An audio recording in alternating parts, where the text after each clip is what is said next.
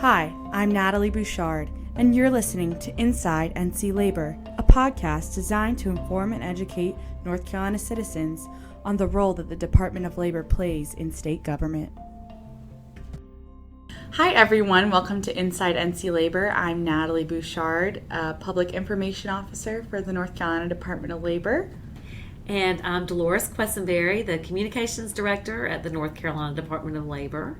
And today with us we have Wanda Lagoe. She's with our Occupational Safety and Health Division. And we're going to let Wanda kick this off today and tell us a little bit about her role within the Department of Labor. Well, good morning, everyone. Within my role within the North Carolina Department of Labor, I am the Bureau Chief of the Education, Training, and Technical Assistance Bureau. And within the Bureau, we have what I consider 4 different sections. We have the library, and in the library, we have available consensus standards. We have streaming video service, a lot of videos that are all free for the public to use. And as well, our librarian, Nick Vincelli. He's been on the podcast before. Nick. And he is great at researching. If people have questions about consensus standards and other things, safety and health topics, he's really great. He's the perfect librarian. He is. He really is. He's so knowledgeable and helpful. Yes, and I get a lot of compliments about Nick. We also have the recognition program, and within the recognition program, we have the Carolina Star program. That's part of that for recognition and safety award banquets, which we are just starting up with our safety award banquets now. Right. This is the time that we're going to be doing about 30 banquets across the state. That makes up another section of the Bureau. And then we have the training and education section. And within that section, we have trainers that will go out and do 10 and 30 hour in general industry and construction across the state. All of our training is free. We also do outreach events, so if you request a webinar, you can request us to come on site and do training for you. And so it's just on OSHA standards. And the training section is also, a lot of people aren't aware of this, but they're also responsible for internal training. So they have to train our COSHAs, our compliance officers, I'm sorry. That's all right. And our consultants. We call them COSHAs. Okay. And so that is one of the things that they do. And then we have the standards section. And the standards section, what they do is they do the interpretations. We have somebody on call from 8 to 5 every day, well, Monday through Friday. And so you can talk to somebody and they can give you an interpretation on an OSHA standard. But you can also send a request via our Ask OSH and get an email. So if you want an interpretation in writing, we can provide it that way. But they also are responsible for doing all of our publications, anything that comes down from federal OSHA. They review the documents that come in and decide if we're going to adopt in North Carolina or not adopt in North Carolina. So that's kind of a brief summary of what the Bureau does. So it's involved in a lot of things. There's a lot. It's such an important part of the Department of Labor, the Occupational Safety and Health Division. Y'all do amazing work. Well, thank you. Appreciate that. I have amazing people. You really do. A lot of them have been on the podcast before. They have. They have. Today, Wanda, you're going to talk about some of the initiatives, the workplace safety and health initiatives. Oh, be glad to employers and employees. Well, I'm going to start with some of the StandDowns that we do. And this year we're going to be focusing in on work zone safety, which is the week of April 20th through the 24th. And so what we do during a stand down, and like this particular one, we may be doing some webinars. We put up like a billboard, telling people about the stand down on work zone safety, because what we're trying to do is minimize injuries, illnesses, and fatalities. And that's what a stand down does. We're going to be doing that. We're going to do one on falls prevention in construction, and that will be the week of May 4th through the 8th. That one, employers participate in across the state, and It's a time to get training to your employees to focus in on fatalities are in falls and how to prevent those. So it's just kind of a focus that people want to do to recognize, wow, this is where people are getting injured, so we need to do something about it. That week, we'll do a lot of webinars again and billboards, other training events with Labor One, which is our mobile training unit at a couple different facilities with a lot of construction workers there. And we'll usually have like a drone out there too doing, some great shots of things that we're doing. And we get those out on social media. Right, that's our job.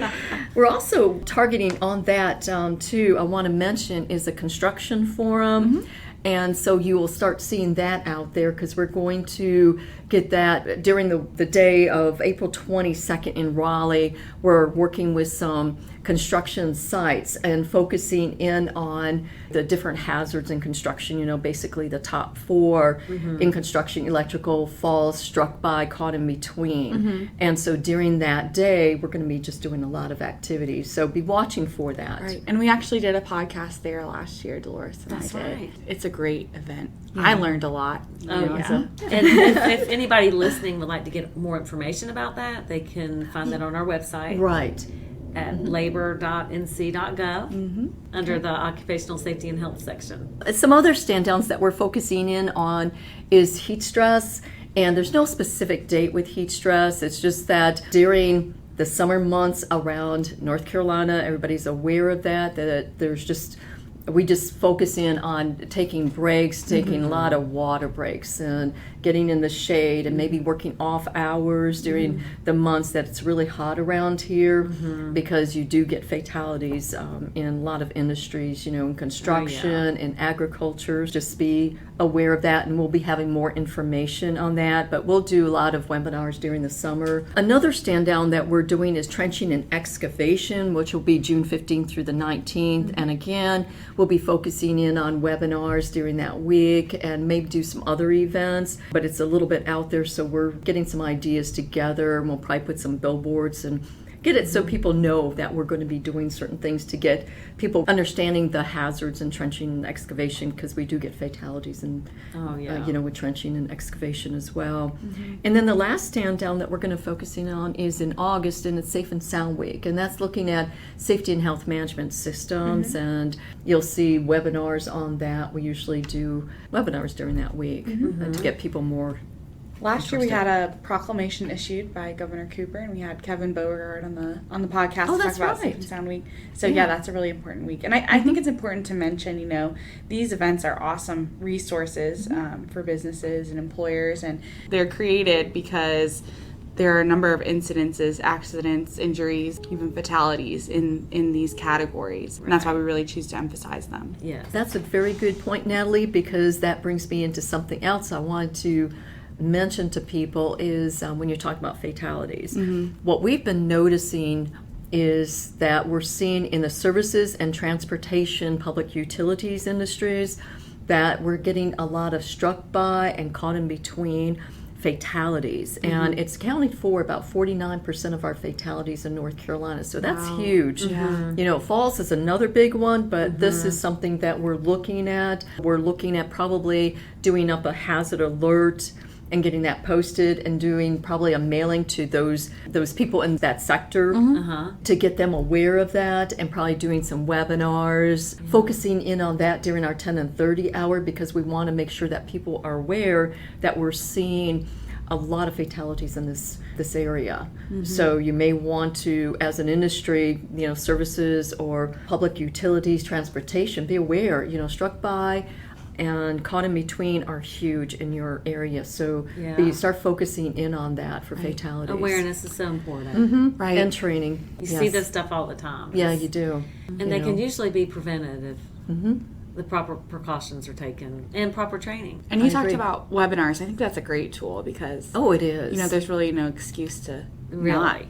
And I tell you what, since you're talking about the webinars, how can folks listening participate? You just go to our website and go under Occupational Safety and Health. There'll be these different blocks, and you'll see a training calendar there.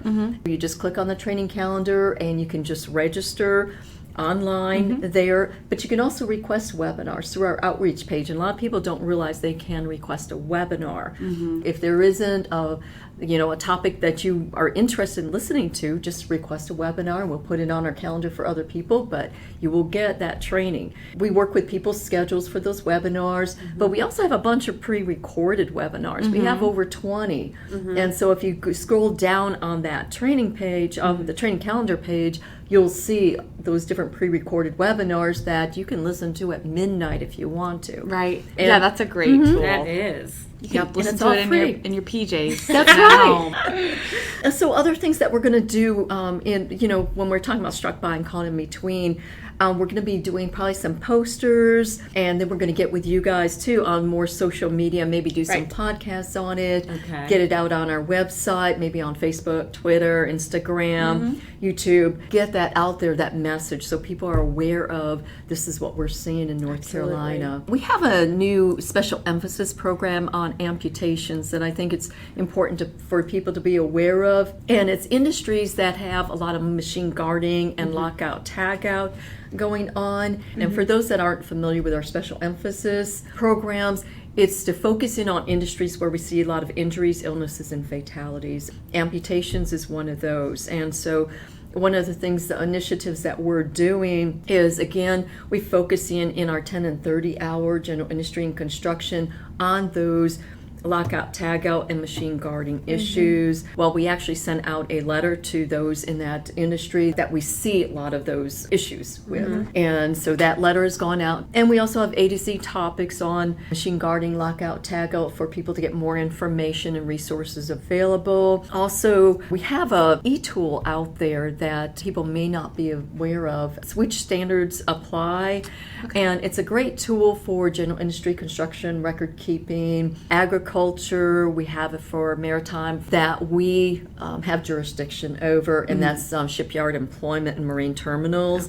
And so when you go to that e-tool, it'll walk you through the different standards and will help you identify what standards apply to you, and we give you all those different resources that will help you comply with the standard, train your employees, and get more information about. So it's just a neat tool that's available on our website for people to get access to. That's a great tool. Great. Another thing that I was just thinking about is we have, for people that are familiar with our MESH certificate program. That's a great program. Yeah, it is. It's we have it with two other sponsors of the MESH certificate program, North Carolina State Industry Expansion Solutions and Safety and Health Council of North Carolina.